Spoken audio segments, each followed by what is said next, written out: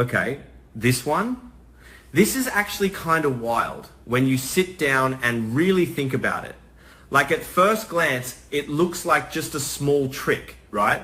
Britt hands over 2 vials, Cullum smashes them, boom, drama. But nah, I don't buy that. It's that simple, not even close. The more I go over it in my head, the more it feels like Britt wasn't just reacting in the moment. She was playing a longer game. Messy, risky, but calculated in her own chaotic way. So yeah, let me break down how I see it, because honestly, this whole thing, it says more about Britt than anything she's done in a while. Britt didn't panic, she improvised with a plan already in place. First thing, I don't think Britt came up with the fake vials idea on the spot. Nope, that would be too clean, too convenient. And Britt, she's not lucky like that. She survives because she thinks ahead, even when she pretends she doesn't care. I keep picturing it like this. She already had the 2 real vials in her bag, like physically separated, not in the same place. Because if you keep your lifeline all in one pocket, that's just asking for trouble. And Britt knows trouble follows her like, I don't know, like a bad smell you can't wash off. So when Cullum shows up, all aggressive, all you betrayed me energy, she doesn't freeze. She scans him quick, like, is he calm? No. Is he thinking clearly? Absolutely not. Is he gonna check the vials carefully? Hell no. And right there, that's the opening. So she hands him the fake ones. And I swear, I can almost see her hand shaking just a little. Not fake shaking, real fear. But layered on top of that, control. She's selling the moment, making him believe she's cornered. Because if he thinks she's cornered, he won't suspect she's still holding something back. That's the trick. Not the fake vials themselves, but the performance. And honestly, that says a lot about survival, like real survival. Sometimes you don't win by being stronger, you win by letting the other person think they've already won. The fake vials, not just decoys, but psychological bait. People keep focusing on the physical aspect. Oh, she swapped the medicine. Yeah, sure. But I think the bigger move was psychological, because Cullum, he's not the type to double check. He's the type to react. So Britt doesn't just give him fake vials, she gives him something to destroy. That's important. Like, if she handed him nothing, he'd keep searching, keep pushing, maybe even hurt her right there. But by giving him something tangible, something he believes is real, she redirects his energy. He smashes them violently. And in his mind, that's closure. He's thinking, I've taken her leverage, I've punished her, it's over. But it's not. And that's where it gets kind of dark, honestly. Because Britt is using his anger against him.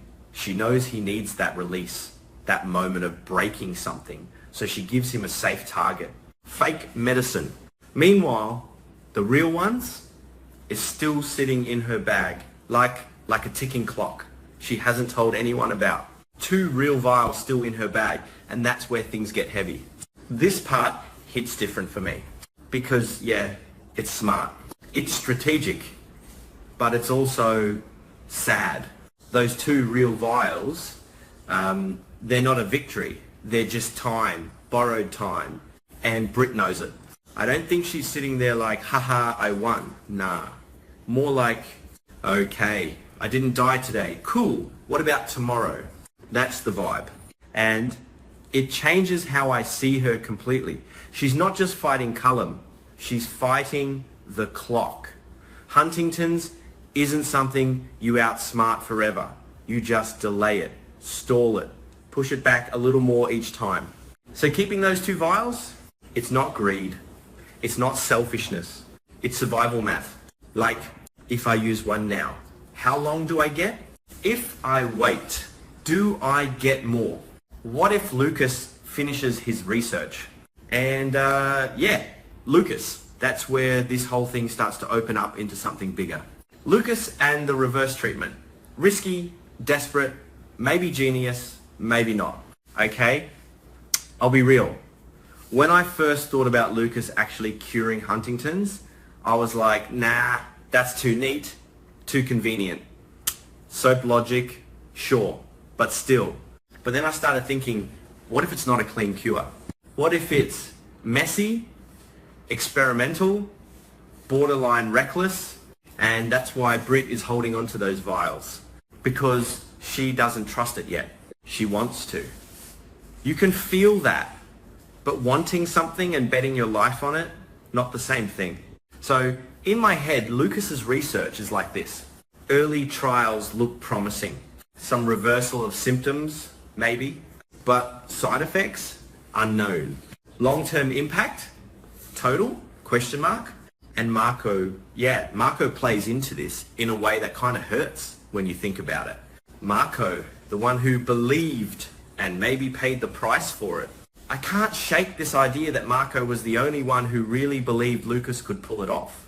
Not in a naive way, more like he saw the potential, the possibility. Maybe he helped fund it. Maybe he connected Lucas to resources. Or maybe he just kept pushing him when Lucas doubted himself. And that's why his fate matters so much. Because if Marco dies or even just gets taken out of the picture, it's not just the loss of a character, it's a loss of momentum. But here's where it loops back to Britt and those vials. Because Cullum's attack on Marco, that's indirectly caused by the whole vial situation. If Britt hadn't tricked him, if Cullum hadn't felt betrayed, maybe Marco doesn't get caught in the crossfire. And that's the part that sticks with me. Like, Britt survives. But at what cost? Guilt, the thing Britt doesn't say out loud. I don't think Britt would openly admit this, but there's got to be guilt there. Like, imagine this. She's alone. Finally safe for a moment, she pulls out the real vials. Just looks at them, and instead of relief, there's this weight.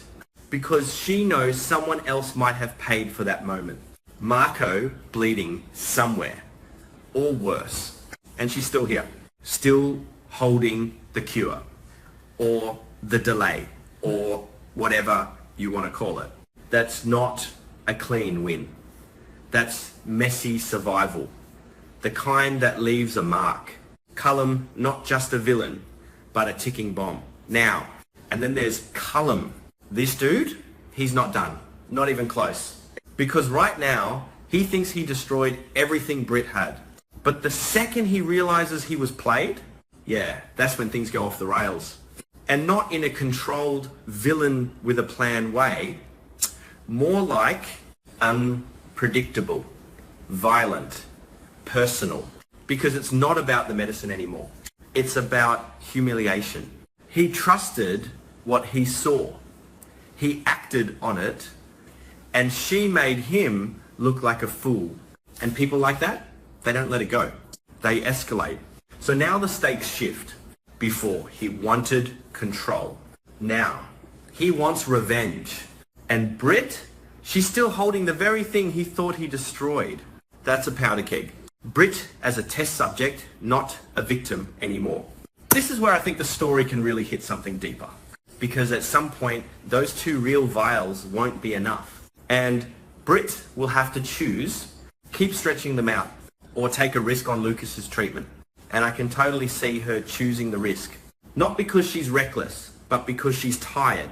Tired of calculating every move, every dose, every day. So she goes to Lucas and basically says, let's do it. Whatever it is, I'm in. And that moment, that's big. Because she's not being saved. She's choosing to step into the unknown. And yeah, it might work. Maybe it slows the disease. Maybe it even reverses it a bit. But I don't think it comes without a cost. Success. But not clean. If Lucas succeeds, I don't see it being a perfect cure. More like symptoms reduce. Progression slows dramatically. Britt gets time, real time, but there's a catch. Maybe side effects, maybe memory gaps, maybe something subtle but unsettling. Because if it's too perfect, it loses weight. And this whole storyline, it's built on tension, on trade-offs. you don't get something for nothing. Or the darker route. And yeah, there's always the darker version. Where Britt pushes too far, takes the treatment early before it's ready. And it almost works, but not quite. And Lucas is left with this half-finished breakthrough and the realization that he was close. That hurts more than total failure. And if Marco is gone at that point, then Lucas is carrying both the hope and the loss. That's heavy storytelling right there. What this whole thing actually says. Yeah, there's a takeaway here. If I step back from all the drama, the vials, the fights, this whole arc, it's about control. Who has it? Who loses it? Who fakes it? Britt pretends to lose control to gain it. Callum thinks he has control, but he's being played.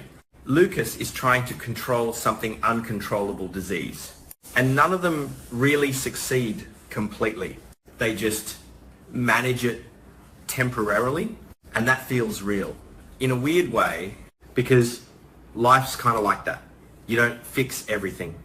You just make the next move, then the next, hoping it's enough. Final thought, kind of messy, but whatever. I keep coming back to that image, Britt alone, holding those two real vials. Not smiling, not celebrating, just thinking. Like, this bought me time. But time for what? And that question, that's the whole story. Not the trick, not the fight, not even the cure, but what you do with the time you steal back. And yeah, that's not a clean answer. Maybe it's not supposed to be.